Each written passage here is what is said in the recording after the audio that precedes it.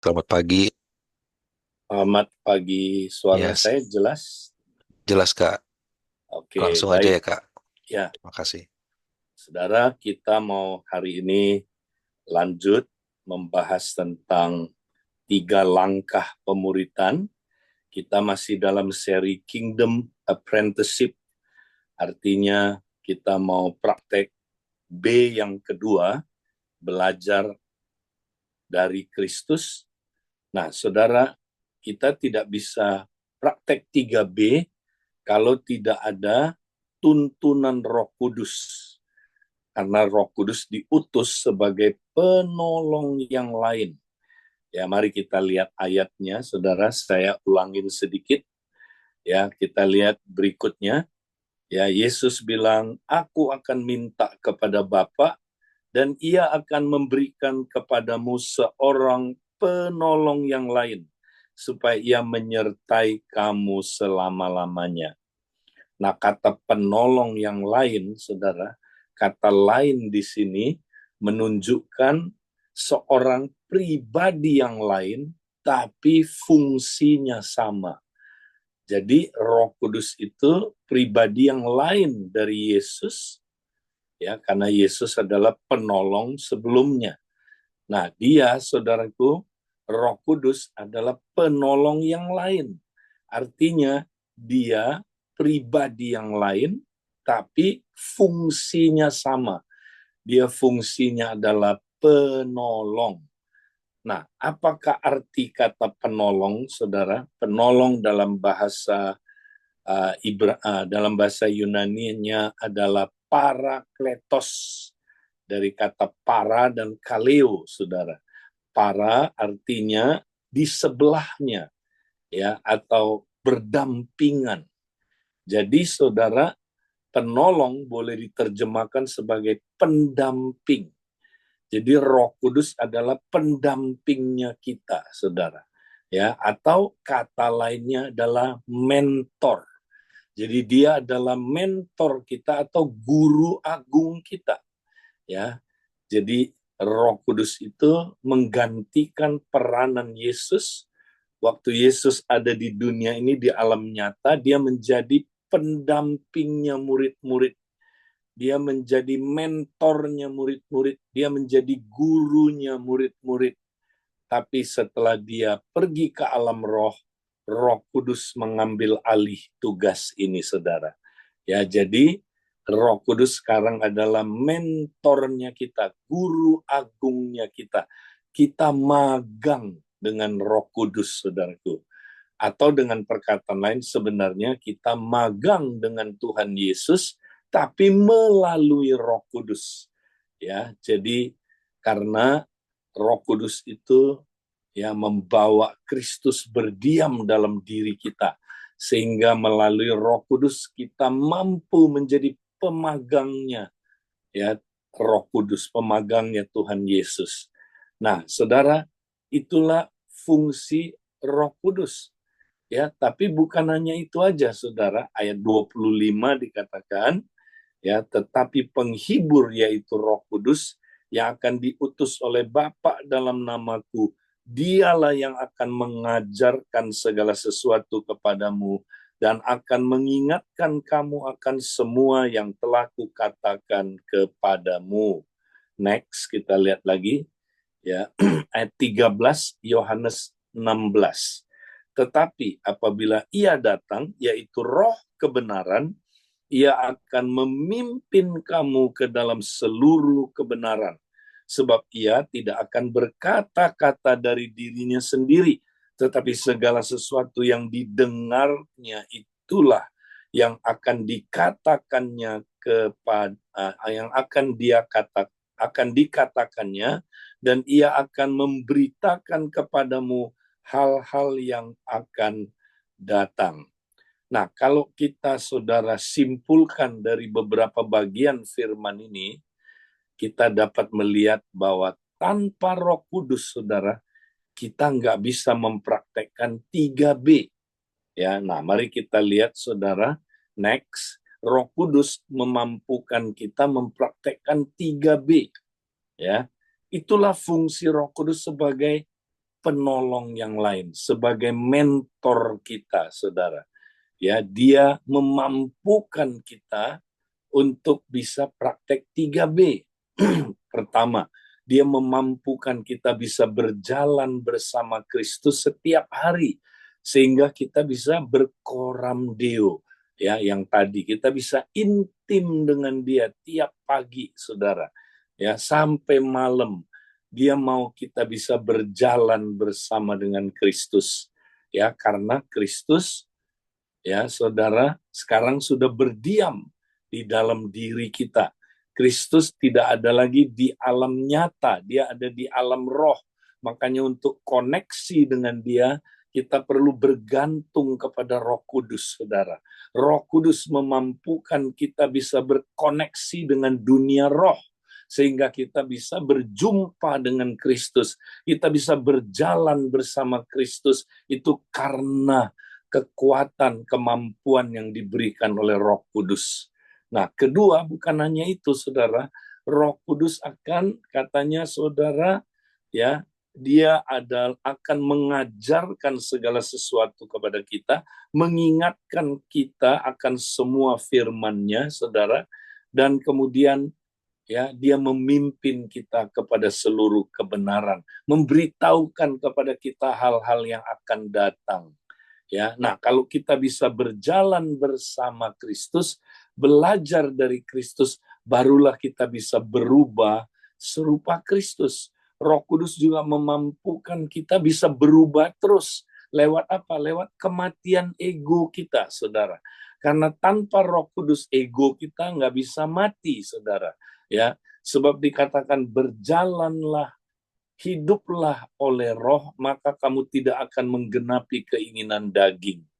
Jikalau kamu hidup ya menurut daging, kamu akan mati, tapi oleh roh kamu akan mematikan perbuatan-perbuatan tubuhmu.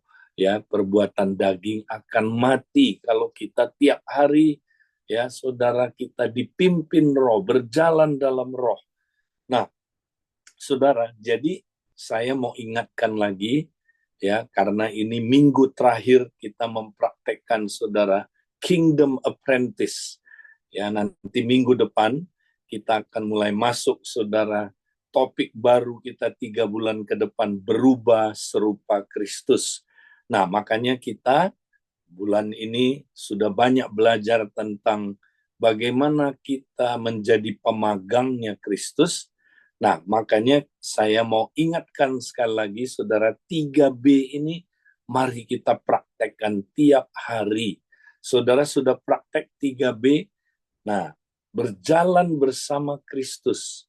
Gimana caranya, saudara? Ya berjalan dalam roh, ya. Jadi setiap kita bangun pagi, saudara, masih ingat, kalau kita jangan lupa bilang selamat pagi Tuhan Yesus. Ya, tapi jangan berhenti sampai di situ. Banyak orang cuma sampai selamat pagi, habis itu lupa. Seharian lupa sama Tuhan Yesus. Ya, jadi ini mesti dilatih, saudara. Tiap hari kita meningkat berjalan bersama Kristusnya. Ya, berarti saudara kita mesti connect sama dia langsung. Begitu bangun pagi bilang selamat pagi, langsung connect. Nah, gimana connect sama Kristus yang ada di alam roh? Nah, Roh Kudus menolong kita, saudara. Makanya kita mau gunakan karunia yang dia berikan kepada kita. Roh Kudus memberikan kita karunia bahasa roh. Itu, saudaraku, salah satu karunia paling efektif untuk kita berkomunikasi dengan dunia roh, untuk kita berkomunikasi dengan Allah yang adalah roh. Makanya kita jangan lupa tiap hari, ayo berbahasa roh.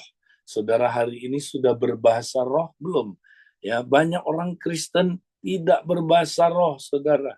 Ya, padahal karunia itu sudah diberikan kepada dia. Paling-paling dia pakai bahasa roh waktu di CG aja. Habis itu sampai sekarang jarang berbahasa roh. Ya, hanya berbahasa roh kalau lagi apa, saudara? Terkejut.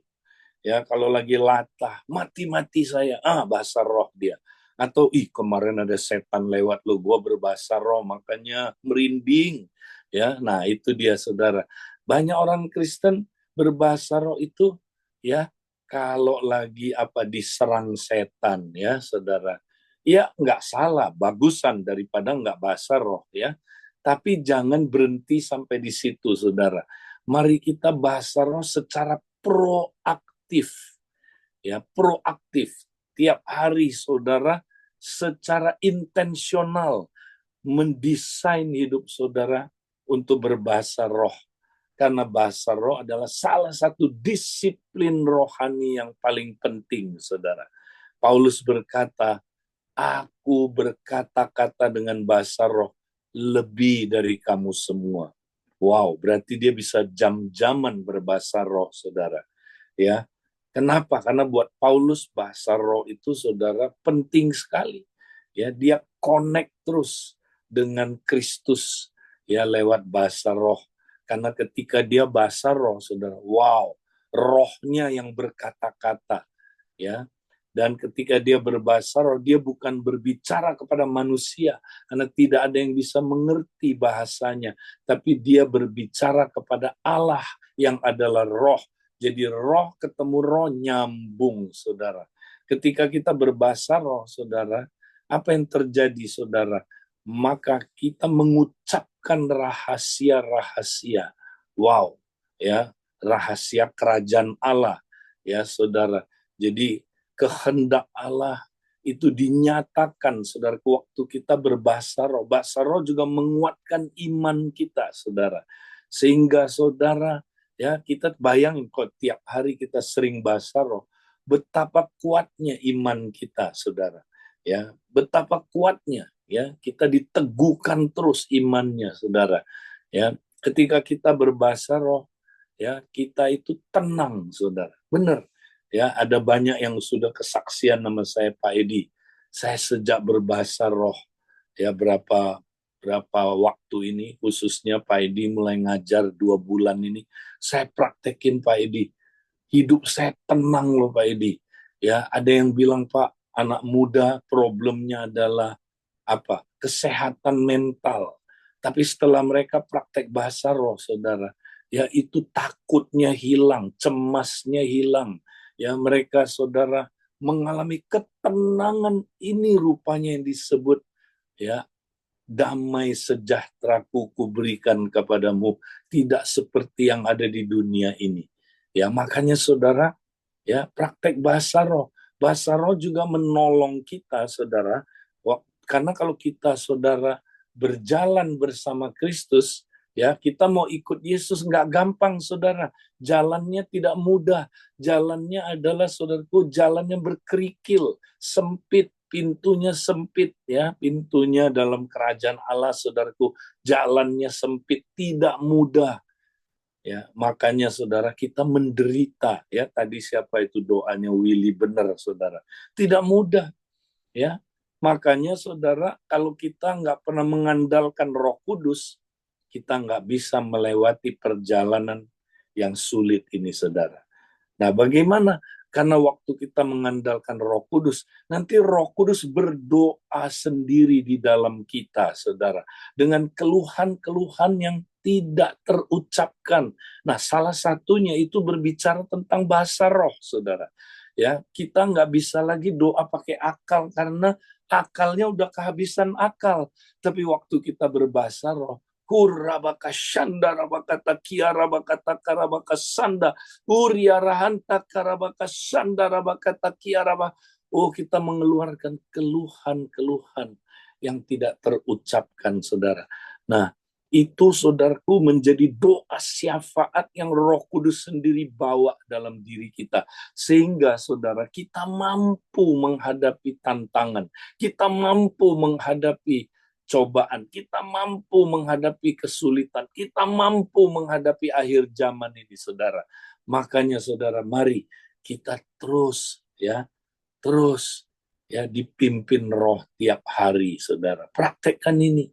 Ya, makanya bahasa roh, saudara, itu mau saudara, ya diserang terus kan sekarang ini di YouTube ya, apa itu bahasa roh? Karena setan nggak suka, saudara, kita bahasa roh. ya maka setan bikin kita ragu, ya. Ada orang lah ngomong bahasa roh itu palsu. Nah, kalau palsu, caranya dia sendiri, saudara, nggak pernah bahasa roh, tapi berani menyebut palsu. Ya, nah itu nggak benar, saudara. Coba kalau saya bilang ada uang palsu, ada uang palsu. Gimana cara tahunya itu uang palsu? Tunjukkanlah uang yang benar. Ya kan? Dia aja bahasa roh yang benar belum pernah dia dapat. Mau sok-sokan tunjukin itu palsu. Dari mana kamu tahu itu palsu? Nah, saudara, kita bisa yakin itu sejati. Kenapa? Karena Lukas 11 bilang, saudara, ya, Bapak manakah jikalau anaknya meminta sesuatu yang baik, tidak mungkin diberi yang jahat, ya, oleh bapaknya. Nggak mungkin, ya. Apalagi bapakmu di surga, kata Tuhan. Dia pasti memberikan Roh Kudus kepada orang yang meminta daripadanya. Haleluya. Dari mana saya tahu bahasa roh saya sejati? Lukas 11 ini. Ya, karena ada jaminan kalau kita mintanya kepada Bapa, saudara, pasti Bapa memberikan Roh Kudus. Tidak akan memberikan roh yang sesat, tidak akan memberikan roh yang lain, tapi pasti Roh Kudus. Ada jaminan. Ya, kita tahu karena ada jaminan ini, saudara. Ya, memang kenapa? Karena hal-hal yang roh sulit, saudara, dibuktikan pakai akal. Ya kan? Sulit. Makanya tahunya dari mana kamu itu asli. Ya kan? Lah, tahunya saya karena saya minta kepada Bapa dalam nama Yesus, dan Roh Kudus pasti diberikan kepada saya. Dan kalau Roh Kudus ada dalam saya, maka Roh Kudus pasti mengurapi saya untuk berkata-kata dalam bahasa roh. Ya, puji Tuhan. Makanya kita cuekin. Jangan, saudaraku, ya, dengerin ya apa, saudaraku, ocehan-ocehan orang yang, saudara, ya, asal ngomong, ya. Kita nggak mau, saudaraku. Kita mau apa kata firman Tuhan.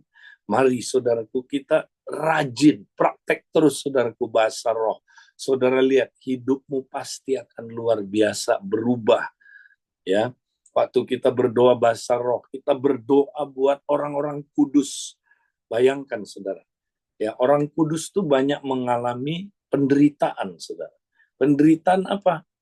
Ya, penderitaan karena nggak gampang ikut Yesus, kan? Penderitaan, ya, semua, apalagi dianiaya, saudara. Wah, nah, kenapa gereja mula-mula, saudara, mereka nggak takut aniaya, saudara. Dibunuh, dikasih makan singa, ya, diuber-uber, dibakar hidup-hidup. Mereka nggak takut, saudara. Karena mereka tiap hari berbahasa roh. Karena waktu kita berbahasa roh, saudara, kita saling mendoakan, ya, buat orang kudus yang lagi apa? Yang lagi mengalami tekanan, yang lagi mengalami aniaya, yang lagi mengalami penderitaan. Kita saling mendoakan sehingga kita sebagai tubuh Kristus yang berbahasa roh, kita akan kuat menghadapi aniaya, saudara. Ya, kuat menghadapi penderitaan kan tiap hari saling mendoakan. Ya, nah, saudara, makanya ayo kita berbahasa roh. Yuk, sekarang kita praktek yuk. Kira labaka shanda rabaka takia rabaka sanda. Oh, rabaka, yuk kita semua, saudaraku, praktek. Kira lababa babaka syakara lababa babaka sanda. Oh, ria rababa babaka syakara lababa babaka sanda. Oh, ria rababa babaka syakara lababa babaka rabaka. Mari kita bahasa roh. Kiralah bala, biar dia ambil alih, biar Roh Kudus ambil alih. Kiralah bakata karala baka shikarala bakata kiarala bakata karala baka sanda. Uria hanta karala bakata kiara bakotu krolo buku sika. Kirala bakata karabaka sanda rabakata kiara bakata karabaka sanda. Urabahanta karabakata kiara bakata kiara bakata kiara bakata karabaka sanda. Uryahanta karabaka shika ralabaka takiara baka takiara baka takiara baka urabababababababababababababaka shaka hirala babababababaka shekiara lababababaka sanda Terima kasih Tuhan. Terima kasih Tuhan. Bawa kami sepanjang hari ini Tuhan. Terus Tuhan bersekutu kepada Engkau di dalam roh. Terima kasih Tuhan. Dalam nama Yesus kami serahkan hidup kami. Amin. Nah, sekarang kita sedikit lagi, saudara, kita akan lanjut membahas ya, Roh Kudus memampukan kita, saudara, ya, untuk belajar dari Kristus. Nah, ini saya mau bahas hari ini ya, sedikit lagi. Nah, next kita lihat, saudara. Jadi bagaimana menjadi pemagang Roh Kudus setiap hari, saudara? Nah, tadi ayatnya bilang, saudara, ya, bahwa ya Roh Kudus itu, saudaraku, ya dia adalah penghibur yang akan mengajar segala sesuatu kepada kita dan akan mengingatkan kita akan semua yang telah dikatakan oleh Yesus. Ya, jadi saudara, ya, kita kalau mau jadi pemagangnya Roh Kudus, ya, kita harus belajar mendengar ajaran Kristus lewat firman yang diingatkan oleh Roh Kudus. Nah, saya mau supaya saudara taruh perhatian. Jadi di sini dikatakan begini, dialah yang akan mengajarkan segala sesuatu kepadamu. Nah, ini potongan kalimat ini tidak boleh ditafsir di luar konteksnya, saudara. Nah, ini ada orang yang ngerohnya nggak benar, saudara, ya, suka klaim, wah, Roh Kudus memberikan saya pewahyuan baru. Ya, kenapa? Saya tanya, ini ayatnya. Roh Kudus mengajarkan segala sesuatu kepadaku. Ya, jadi dia bisa ngajar apa aja yang dia mau kepadaku. Betul, Roh Kudus bisa aja kalau dia mau. Tapi ini konteksnya, saudara, ya, mengajarkan segala sesuatu di sini nggak boleh dicomot dari konteksnya, tapi segala sesuatu di sini ya ditafsir dengan sambungannya dan akan mengingatkan kamu akan semua yang telah kukatakan kepadamu. Jadi segala sesuatu di sini adalah ajaran-ajaran Yesus. Ya, jadi Yesus udah pernah mengajar kita pengajarannya, yaitu yang ditulis dalam firman Tuhan. Ya, ditulis di dalam Injil, ditulis di dalam Alkitab. Nah, itu adalah firman Tuhan. Jadi Roh Kudus itu, saudara, tidak akan menambahkan lagi kepada kita pewahyuan baru, ya, selain firman Tuhan.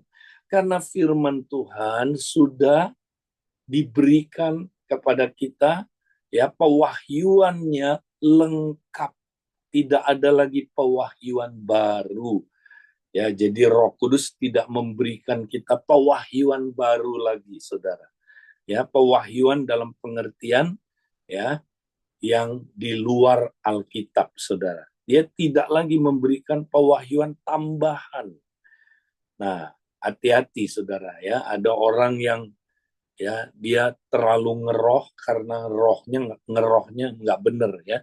Dia nganggap, oh, saya dapat pewahyuan. Kamu harus dengerin pengajaran saya ini tambahannya, pewahyuan baru selain Alkitab. Nah, itu salah, saudara. Ya, makanya nanti jadi kayak Ellen White, ya, gereja Advent. Ada pewahyuan baru dari Ellen White yang kalau diuji, wah, nggak sesuai firman, saudara. Ya, kemudian ada lagi, saudara, pewahyuan baru, ya, saksi Yehova. Ya, makanya Alkitab dia harus dirubah-rubah karena ada pewahyuan baru. Ya, kemudian apalagi, saudaraku, ya, Joseph Smith, ya, ajaran apa itu, saudara? Ya, Mormon. Nah, dia ada pewahyuan baru. Selain Alkitab ada tambahannya pewahyuan baru. Ya, itu nggak benar. Itulah ajaran sesat, bidat, saudara. Ya, nah, kita jangan kayak begitu. Ya, jadi Roh Kudus tidak memberikan pewahyuan baru kepada kita. Yang dia berikan adalah pencerahan. Ya, jadi jangan pakai pewahyuan dalam arti kata ya apa, saudaraku, pewahyuan tambahan. selain firman Tuhan. Ya, itu maksudnya pewahyuan. Ya, itu nggak benar, saudara. Jadi Roh Kudus bukan memberi pewahyuan baru kepada kita, tapi dia mencerahkan kepada kita firman yang sudah diajar oleh Tuhan Yesus. Ya, jadi kalau firman yang Yesus sudah berikan, itu Roh Kudus tugasnya mencerahkan kita. Nah, mencerahkan itu apa, saudara? Membuat kita bisa mengerti.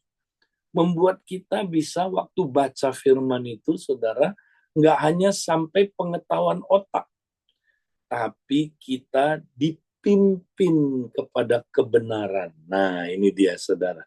Supaya kita mengerti kebenaran. Ya, karena firman itu kebenaran. Tapi seringkali kalau kita baca firman, kita nggak menemukan kebenaran. Kenapa? Karena kita nggak mengandalkan Roh Kudus, saudara. Biar Roh Kudus yang pimpin kita waktu kita baca firman, ya, supaya kita menemukan kebenaran, ya. Nah, saudara, ingat, murid itu harus menemukan kebenaran. Yesus bilang dalam Yohanes 8, 31-32, ya, jikalau kamu sungguh-sungguh, ya, jikalau kamu tetap dalam firman-Ku, kamu sungguh-sungguh adalah murid-Ku, dan kamu akan mengetahui kebenaran, dan kebenaran itu memerdekakan kamu. Haleluya. Saudara, jadi kalau kita baca firman sambil mengandalkan Roh Kudus, saudara, ya, kita tetap dalam firman-Nya, ya, maka saudara, kita akan mengetahui kebenaran. Nah, ini dia. Kita akan mendapat pencerahan tentang kebenaran. Dan kebenaran yang demikian akan memerdekakan kita. Ya, nah, banyak orang baca firman, saudara, nggak sampai mengetahui kebenaran, saudara. Ya, nah, kata mengetahui di sini bukan pengetahuan otak aja, saudara, tapi dia lebih dari pengetahuan otak. Dia dapat pencerahan. Ya, kalau istilah lainnya ada yang bilang rema, ya, dapat rema. Ya, sebenarnya dapat logos juga nggak salah, saudara. Rema sama logos jangan saudara, jangan dibandingkan lalu rema itu ya firman yang didengar langsung, logos yang tertulis. Enggak. Di dalam Alkitab, saudara, bisa dibalik-balik. Logos juga bisa artinya firman yang didengar, ya. Nah, kemudian saudara, rema juga bisa artinya firman yang tertulis, ya. Jadi jangan dibalik-balik, ya. Itu interchangeable, ya. Artinya gini, saudara. Sorry, itu bisa dipakai interchangeable, ya. Jadi jangan dibedain. Oh, saya dapat rema, ya. Berat seolah-olah rema sama logos beda. Enggak, sama aja, saudara. Itu sama kayak, ya, saya ngomong dua kata yang berbeda tapi artinya sama. Jadi rema persis artinya logos, ya. Rema misalnya, ya, dengan logos. Jangan dibilang rema itu firman yang didengar langsung. Logos tertulis, enggak gitu. Itu sama, rema, logos, dua kata yang sama, cuman beda tulisannya. Ya, kayak saya ngomong bicara sama ngomong. Itu kan sama aja, saudara. Hanya beda kata-katanya. Tapi dua-dua artinya sama. Nah, rema sama logos sama. Ya, jadi jangan bilang gini, oh saya dapat rema, bukan logos. Nah, logos juga sama artinya sama rema. Ya, oke. Jadi, saudara, lebih baik pakai kata pencerahan. Itu lebih tepat. Ya, jadi saya dapat pencerahan. Ya, jadi dapat pencerahan dari Roh Kudus. Nah, bagaimana kita dapat pencerahan sampai kita menemukan kebenaran, saudara? Makanya waktu baca firman, saudara mengandalkan Roh Kudus. Nah, ada orang baca firman, dia nggak mengandalkan Roh Kudus, saudara. Ya, dia baca-baca aja. Ya, begitu, saudara. Nah, akibatnya dia nggak menemukan kebenaran. Karena hanya Roh Kudus yang bisa memimpin kita kepada seluruh kebenaran. Ya, karena Roh Kudus yang tulis Alkitab. Kalau saudara nggak mengandalkan penulisnya Alkitab, ya saudara yang mengilhamkan Alkitab, ya saudara nggak bisa mengerti Alkitab. Jadi sambil saudara baca firman, nah ini kalau saya praktek, habis saya bilang selamat pagi Tuhan Yesus, saya mulai berbahasa roh, saudara. Nah, saya ambil Alkitab saya mulai baca, ya sambil baca kita boleh sambil berbahasa roh. Kiralabaka shikaralabaka takarabaka sanda. Kita mengandalkan Roh Kudus, saudara. Nah, tapi setelah itu belajar tenang juga. Ya, tenang. Jangan terus bahasa roh aja. Tenang, kemudian apa, saudara? Ya, biarkan akal kita diurapi oleh Roh Kudus, saudara. Dituntun oleh Roh Kudus. Jadi baca Alkitab harus pakai akal ya, jangan pakai dengkul. Oke, saudara, harus pakai akal. Nah, ada orang karismatik yang ekstrim. Oh, merenungkan firman itu nggak perlu pakai akal, nanti kamu jadi apa? Salah. Loh, enggak, saudara. Ya, firman Tuhan itu masuk akal. Makanya kita harus pakai akal, saudara. Karena firman dalam bahasa aslinya kita tahu berasal dari kata logos. Ya, logos, dari situlah keluar kata logika. Ya, jadi firman Tuhan itu sesuai logika. Ya, jadi kalau baca firman pakai logika kita, tapi logika kita harus diurapi oleh Roh Kudus. Ya.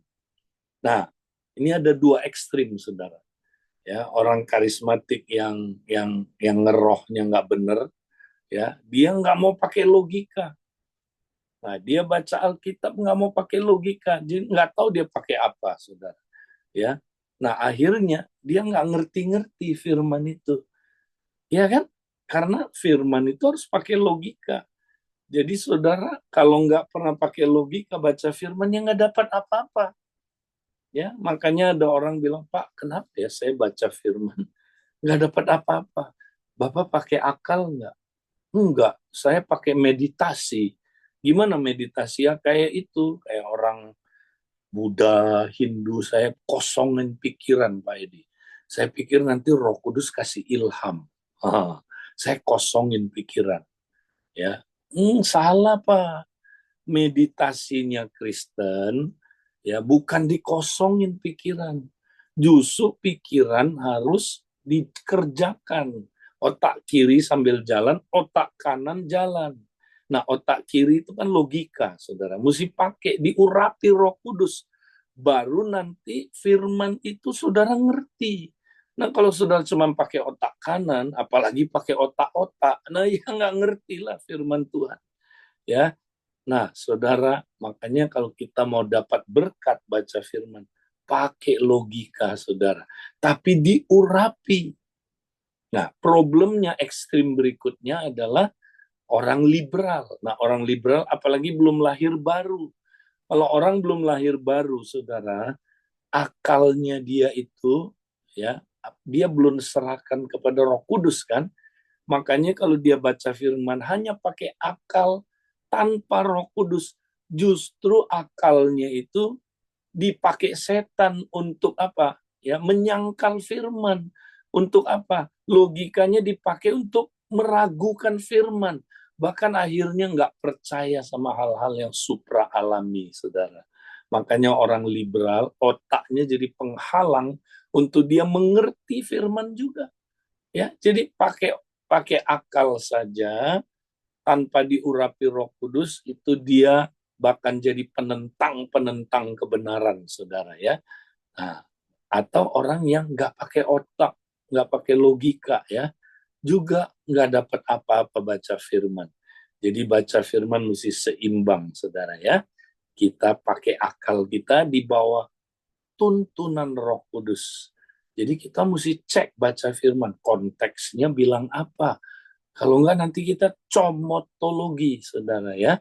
Nah, kalau comotologi itu keluar dari konteksnya, itu bukan kehendak Roh Kudus. Ya, jadi Roh Kudus dia yang adalah pengilham tulisan Alkitab. Jadi makanya dia sendiri juga yang menciptakan firman itu ada di dalam konteksnya. Makanya baca firman nggak boleh asal-asalan. Kita mau nafsir ini sesuka kita nafsir. Jangan, saudara. Ya, nanti bisa sesat, ya. Nah, itulah sebabnya, saudara. Mari kita belajar bagaimana kita, ya, merenungkan firman, saudara. Ingat ya, sampai menemukan kebenaran. Nanti kebenaran itu memerdekakan, saudara. Haleluya. Nah, terakhir sekarang saya mau sampaikan, next.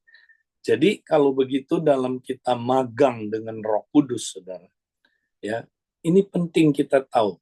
Roh Kudus itu cara dia mentor kita, dia berbicara kepada kita, saudara. Nah, kita harus tahu bagaimana Roh Kudus berbicara kepada kita. Ya, nah, Roh Kudus paling sering berbicara kepada kita lewat dua hal ini, saudara. Pertama, lewat suara di hati. Kedua, lewat firman Tuhan.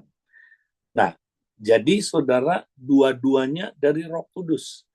Nah, ada orang non-karismatik menentang yang pertama ini. Oh, nggak ada lagi suara Roh Kudus di hati, ya. Masa tuh Roh Kudus bisa ngomong? Nah, itu aneh itu orang, saudara, ya.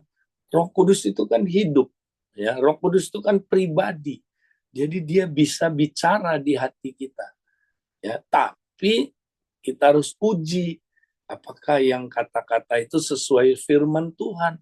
Pasti sesuai firman, nggak mungkin Roh Kudus ngomong yang tidak sesuai firman atau menentang sifatnya dia.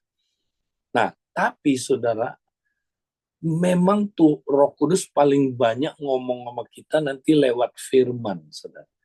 Ya, firman yang kita baca, dia bicara sama kita.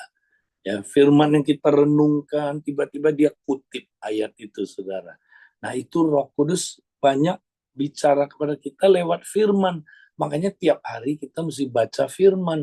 Kalau kita nggak pernah baca firman, kita hanya mengandalkan yang pertama ini lewat suara hati, ya. Kita bagaimana bisa mengujinya, itu benar nggak ya suara suara Tuhan, ya. Karena kita mesti, saudaraku, baca firman tiap hari, ya. Oke. Nah, sekarang kita lihat aplikasinya. Filipus. Filipus ngalamin dua-duanya, saudara. Filipus, ya. Pertama kita lihat ayat yang ke-20, ya, ayat 29, kisah 8. Lalu kata Roh kepada Filipus. Kata siapa?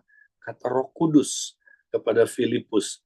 Pergilah ke situ dan dekatilah kereta itu. Ya, nah ini orang-orang yang non karismatik yang suka menentang, ya, ini tunjukin Roh Kudus bisa ngomong di hati kita, ya, dia bisa bilang ke sana, deketin kereta itu. Jadi Roh Kudus berbisik di hati kita, saudara, menuntun kita di hati kita, ya, ke sana atau jangan ke sana, ya. Paulus waktu mau masuk saudaraku, ke Asia, Roh Kudus mencegah dia, kan, jangan ke sana. Loh, kemana Tuhan? Ya, kemudian doa lagi mereka malamnya, Tuhan tunjukkan lewat penglihatan, saudara. Ya, ada orang yang memanggil, ya, di seberang Makedonia. Maka mereka akhirnya mengambil keputusan, oh, Roh Kudus maunya mereka ke Makedonia. Ya, jadi Roh Kudus bisa nuntun kita lewat suara di hati, lewat penglihatan sebagai konfirmasi, saudara, ya. Nah, itu cara Roh Kudus pimpin kita. Kemudian, ya, saudara, ternyata bukan hanya itu. Nah, dikatakan Filipus segera ke situ dan mendengar sida-sida itu sedang membaca kitab Nabi Yesaya. Kata Filipus, mengertikah Tuhan apa yang Tuhan baca ini?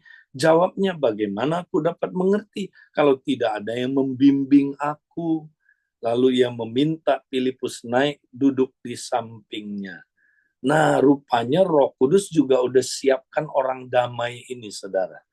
Filipus, ya, ketemu orang damai. Siapa? Sida-sida, ya. Dia adalah Kasim, orang yang dikebiri, ya. Dia adalah sida-sida dari Ethiopia, Ya, dia memang ini orang damai. Jadi Roh Kudus sudah siapin dia dulu, saudara. Dia bisa baca kitab Yesaya 53. Nah, tapi karena dia belum lahir baru, Roh Kudus belum ada di dalam dia, saudara, maka walaupun dia baca Yesaya 53, dia nggak ngerti. Karena tanpa Roh Kudus kita nggak bisa menemukan kebenaran, saudara. Kita bisa baca hanya sebagai data, tapi kita nggak bisa menemukan kebenaran karena perlu Roh Kudus memberi pencerahan, saudara. Nah, Filipus udah lahir baru, bahkan dia bukan cuma lahir baru, dia penuh Roh Kudus. Dia adalah salah satu diaken yang dipilih 7 diaken itu, saudara, yang katanya kualifikasinya salah satunya penuh Roh Kudus. Jadi Filipus itu penuh Roh Kudus, saudara. Ya, nah makanya dia waktu dia datang ke Sida-Sida ini, Roh Kudus suruh dia menjelaskan, membimbing si Sida-Sida supaya menemukan kebenaran. Ya, nah, jadi kebenaran bisa ditemukan lewat Alkitab, saudara. Kalau kita udah dituntun Roh Kudus baca Alkitab, maka kita menemukan kebenaran. Sehingga akhirnya Filipus memberitakan Injil lewat Yesaya pasal yang ke-53 ini. Akhirnya Sida-Sida ini, orang damai ini, terima Yesus, bukan hanya itu, dibaptis, dan dia pulang ke Ethiopia menurut sejarah, saudara. Dia menjadi church planter, ya. Dia menjadi nanti salah satu penatua yang ada, saudaraku, di Ethiopia. Puji Tuhan. Nah, saudara, itulah yang saya mau sampaikan hari ini. Mari kita, saudaraku, tetap semangat praktek 3B, ya. Ingat, saudara, tiap hari kita murid Kristus, berjalan bersama Kristus, belajar dari Kristus dan berubah serupa Kristus. Ya, sampai di sini saya serahkan, ya. Mungkin kita bisa kalau ada tanya jawab singkat, ya. Saya ada acara lagi habis ini. Jadi silakan, saya serahkan kembali dulu ke siapa, ke Willy, ya. Ya, thank you Kak Edi buat sharingnya. Silakan teman-teman, ada yang mau bertanya nggak nih? Silakan. Ya, silakan Bapak Ibu, nggak usah malu-malu kalau ada yang mau bertanya, langsung buka mic atau mau masukkan ke room chat, ya. Ada? Mungkin saya buka dulu aja Kak Edi ya. Ya, Sebenarnya boleh. ada sempat catat sih beberapa pertanyaan, cuma kayaknya udah dibahas juga sama Kak Edi sih kayaknya. Yang pertama tuh, ada hubungan nggak sih antara Roh Kudus dan bahasa roh? Dan tadi udah sempat dijelasin juga ya sama Kak Edi. Dan menurut saya sih cukup jelas ya, hubungan antara Roh Kudus dengan berbahasa roh gitu ya. Jadi yang mungkin terkadang kita juga harus mempraktekkan hal itu karena roh kita perlu diisi juga ya. Mungkin dari firman, mungkin dari bahasa roh. Kalau misalnya kita nggak pernah mempergunakan itu ya lama-lama mungkin hilang gitu ya. Roh Kudus itu nggak kita rasakan lagi. Itu sih yang kurang lebih eh, saya rasakan dalam kehidupan saya juga ya. Jadi saya harus belajar untuk praktekin. Yuk diingatin lagi berbahasa roh. Yuk ingatin lagi roh lu itu juga perlu diisi nih, perlu diperkuatin lagi misalnya hal-hal seperti itu sih Kak Edi. Mungkin Kak Edi ada mau tambahin juga silahkan ya Ya, dengan itu. jadi bahasa roh kalau dalam uh, tulisan Alkitab, bahasa Indonesia mengambil istilah bahasa roh, ya. Jadi rohnya huruf kecil, jadi itu roh kita sebenarnya. Nah, siapa yang bisa berbahasa roh? Orang yang udah lahir baru, baru Hmm. bisa berbahasa roh. Nah, kapan bahasa roh itu muncul? Pertama kali ketika dia dibaptis dalam roh, ya. Jadi waktu dibaptis dalam roh, dia mengalir. Aliran-aliran air kehidupan itu mengalir dari dalam hatinya, sehingga kemampuan, jadi kita lahir baru udah punya kemampuan berbahasa roh. Tapi perlu diurapi, diaktifkan oleh Roh Kudus. Ya, Roh Kudus mengurapi, memberi kita ilham, sehingga roh kita diilhami oleh Roh Kudus sehingga dia bisa mengeluarkan kata-kata, ya, dalam bahasa doa, gitu ya. Jadi dan itu tadi udah saya jelaskan beberapa penggunaan bahasa roh meneguhkan iman kita ya. Kemudian untuk kita apa? Berbicara kepada Allah yang ada di dunia roh ya. Lewat bahasa roh kita cepat kan merasakan hadirat Tuhan cepat. Betul nggak? Ya. Coba kalau pakai bahasa akal aja. Kayak lebih lama. Tapi kalau pakai bahasa roh cepat banget nyambung, roh ke roh nyambung langsung ya. Terus gunanya banyak sekali ya. Kita mengucapkan rahasia, kita berdoa untuk orang-orang kudus ya, dan paling penting Roh Kudus menolong kita waktu kita mengalami penderitaan, aniaya, ya, tekanan, pencobaan, kesulitan ya. Waktu itulah Roh Kudus yang berdoa di dalam kita ya dengan keluhan-keluhan yang tidak terucapkan. Ya, nah itu sebenarnya relate-nya hubungannya ke bahasa roh. Hmm. Jadi buat nguatin kita ya ketika Iya, kita berdoa, ketika kita ngalamin sesuatu. iya. Ya. Waktu kita nggak bisa lagi mengungkapkan dengan akal kita, Hmm. Roh Kudus berdoa di dalam kita ya, dan dia mengerti maksud roh itu kan. Jadi dia berdoa buat kita bersyafaat sehingga kita bisa melewati nanti masa-masa sukar itu. Hmm. Terus yang kedua kayak saya sempat catat juga nih, seringkali tuh apa ya, dalam membedakan suara roh sama suara pribadi gitu ya. Ya seringkali mungkin kita bisa dengar dari orang, oh ini suara dari Tuhan berbicara seperti ini. Atau mungkin pengajaran dari mungkin anggaplah pendeta atau gembala atau siapa lah ya yang kayaknya menyatakan hal itu.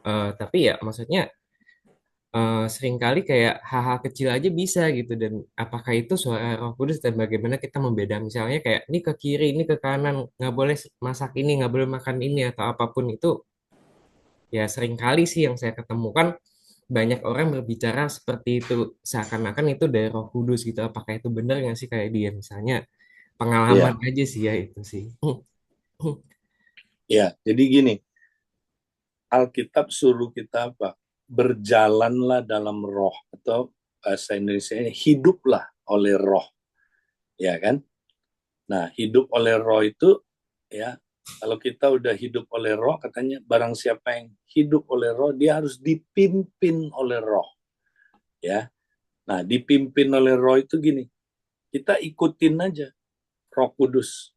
Nah, caranya gimana? Menyerah. Kita serahkan seluruh hidup kita, pikiran kita, perasaan kita, kehendak kita, ya, hati nurani kita, mulut kita, ya, seluruh kita serahkan sama Tuhan. Nah, waktu kita serahkan, ya, Roh Kudus ambil alih, dia pimpin kita. Hmm, Nah, kalau dia udah pimpin kita, pasti kita dengar suara Tuhan, pasti, ya hmm, kan? Jadi dia waktu pimpinnya, jadi kita nggak usah gini, Tuhan makan apa ya? Nggak usah, ya. Nanti kita waktu mau makan, Roh Kudus kasih kita apa? Tuntunan, ya. Ini jangan nih makanan ini, ya kan? Dia kasih kita hikmatnya, dia kasih kita, ya kan? Dia bahkan kutip ayat-ayat firman Tuhan. Itulah suara Roh Kudus, ya. Jadi kalau kita tiap hari hidup oleh Roh, dipimpin oleh Roh, pasti dengar suara Tuhan. Nggak usah nyari suara Tuhan. Nah, orang yang suka bingung dengar suara Tuhan karena dia nggak pernah hidup oleh Roh, dipimpin oleh Roh. Makanya dia bingung, karena dia pikir kita hidup itu nanya dulu, ke kiri apa ke kanan ya Tuhan, pakai baju merah atau pakai baju putih ya. Enggak gitu, enggak. Mulainya bukan nanya Tuhan, bukan. Mulainya hidup oleh Roh, dipimpin oleh Roh. Pasti kita dengar suara Tuhan. Nah, suara Tuhan itu kayak apa? Jadi bukan audible di telinga, hello, kiri, kiri, kanan, bukan. Tuntunan di hati, ya. Jadi gini, misalnya kita lagi ketemu orang nih, wah kita tergoda untuk apa ya? Dia ngeselin kita gitu, ya kan? Dia ngeselin kita. Nah, pasti ada dua suara di situ, pasti. Suara daging bilang apa? Bales aja, bales aja. Nah, itu suara daging. Nah, kita seringkali dengar suara daging jelas banget. Karena kita nggak dituntun roh. Tapi kalau kita dituntun roh, ada suara pasti di hati. Jangan, ya kan? Kasihilah musuhmu. Kutip ayat dia, ya kan? Itu suara Tuhan. Itu nggak usah yang aneh-aneh. Terus jangan balas kejahatan dengan kejahatan. Itu suara Roh Kudus. Mau dengar apa lagi, saudara? Itu. Tapi kalau kita dituntun Roh Kudus, dipimpin Roh Kudus, kalau enggak, daging kita yang bersuara, balas, ya, hantam aja. Oh, ini orang kurang ajar, ya kan? Dia memperlakukan kamu nggak adil. Itu suara daging kita paling sering dengar tuh, ya kan? Nah, Roh Kudus akan sejelas itu suaranya kalau kita dipimpin Roh Kudus setiap hari. Oke? Ya, Jadi dengar suara Tuhan itu gampang ya, nggak usah kurang susah-susah. lebih related sama firman Tuhan ya kayak dia. Iya dong. Roh Kudus nggak mungkin suruh kita yang aneh-aneh. Hmm. Kepelacuran. Nggak mungkin. Ini Ya. bales. Ini Ya, kayak di ada yang nanya ini di chat, apakah anak kecil sudah bisa bahasa roh ya Kak? yuk, nggak tutup kemungkinan, ya kan? Nah, kita lihat ada yang 6 tahun, 7 tahun udah dapat bahasa roh bisa. Karena roh dia kan udah baru kan. Nah, Hmm. cuman dia memang akal budinya belum sempurna. Masih perlu berdevelop terus. Ya kan? Jadi, tapi roh dia itu sudah bisa lahir baru, ngerti ya? Nah, gitu. Jadi Bisa. untuk kemungkinan itu ya kayak dia. Iya. Bisa aja ya. Oke, ada satu lagi nih yang mau bertanya langsung kayaknya Ibu Rida Mulia ya. Bisa nyalain mic-nya? Iya, Ya, iya silakan. pagi, pagi Kak Edi. Pagi. Saya mau tanya Kak, tadi kan Kak Edi bilang kalau orang berbahasa roh itu dia udah lahir baru ya, harus lahir baru dulu baru bisa berbahasa roh ya. Iya. Tuh.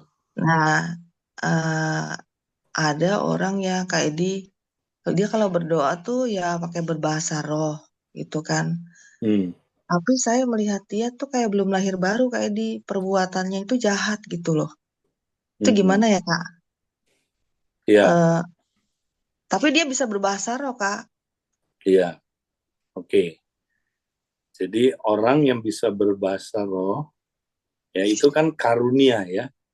Karunia diberikan oleh Tuhan. Tidak langsung kalau dia punya karunia bahasa roh, berarti dia udah dewasa. Belum tentu. Ya kan? Orang punya karunia, dia harus develop buah roh. Nah, jadi gini, karunia itu udah diberikan. Tapi karena dia belum develop, dia misalnya belum bertumbuh ya. Jadi dia misalnya cuma bahasa roh gitu aja, tapi dia nggak bahasa roh itu benar-benar dia hayati dan dia sering pakai dan dia terus-terusan ya tunduk kepada Roh Kudus ya dipakai. Nah, dia memang nggak bisa menghasilkan buah roh. Nah, makanya dagingnya ya masih bisa bekerja. Nah, kalau dagingnya bekerja, daging itu jahat ya. Jadi saya pun kalau saya nggak tiap hari dipimpin roh terus ya dipimpin roh, saya bisa jahat bu ya karena daging saya itu jahat.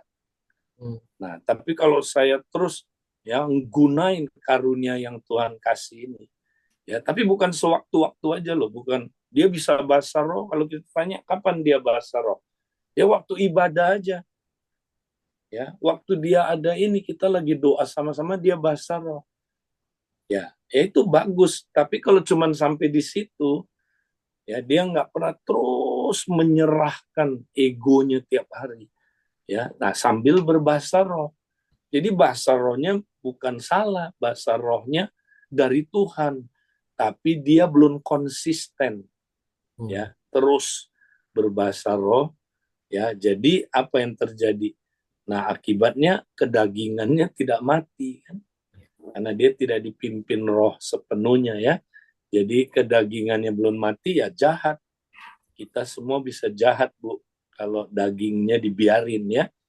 Oke. Ya, makasih Kak Edi. Eh, Jadi ada satu pertanyaan lagi dari saya sih.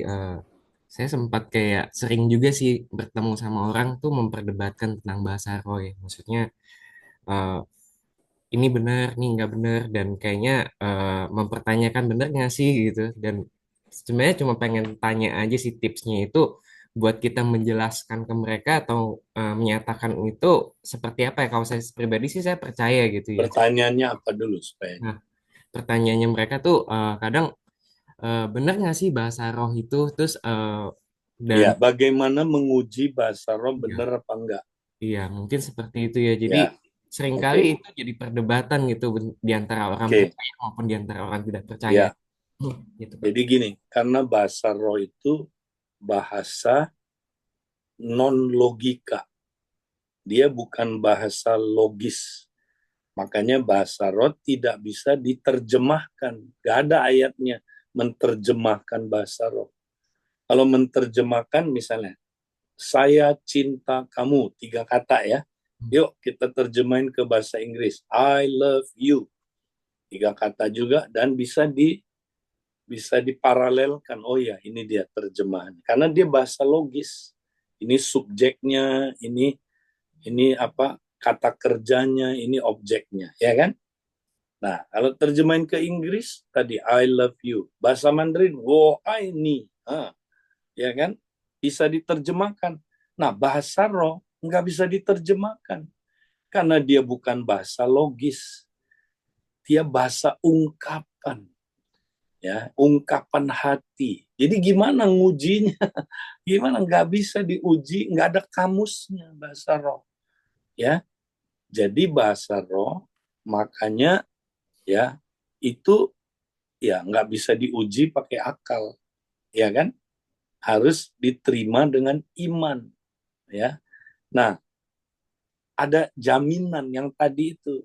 Waktu kamu minta bahasa roh, kamu minta dari Bapa dalam nama Yesus nggak? Ya, Lukas 11 tadi itu. Iya, jamin itu pasti dari Tuhan. Percayalah dengan iman. Lah gimana buktiinnya? Wong itu barang roh, ya kan? Barang barang roh gimana ngujinya pakai akal susah, ya kan? Jadi harus diterima dengan iman.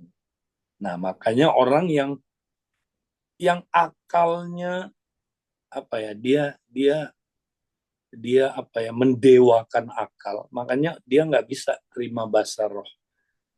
Makanya gereja-gereja yang mendewakan akal ya, itu ngenyek sama bahasa roh. Palsu lah, apalah. Nah, kamu ngujinya gimana? Kamu sendiri pernah nggak dapat aslinya ya kan? Kalau aslinya nggak pernah dapat, kamu nuduh palsu. Ya itu kan aneh, ya kan? Nah, jadi tidak bisa diuji dengan akal, harus diterima dengan iman. Nah, makanya tafsir bahasa roh. Contoh, tafsir bahasa roh gimana kamu tahu tafsirannya itu benar? Misalnya ya, kamu bahasa roh, kami berdua tafsir Ya. bahasa roh kamu.